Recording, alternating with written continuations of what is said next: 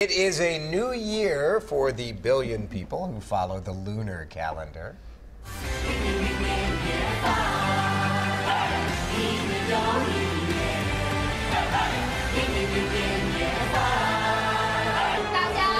This is a look at how people in China are marking the start of a new Lunar New Year. That was a nationally televised program that aired last night. And this is the year of the dog, not the cat, everyone. Take dog. that, Cat Cafe. Yeah, exactly. This is so much cooler than dropping a ball. Come on, America, do better.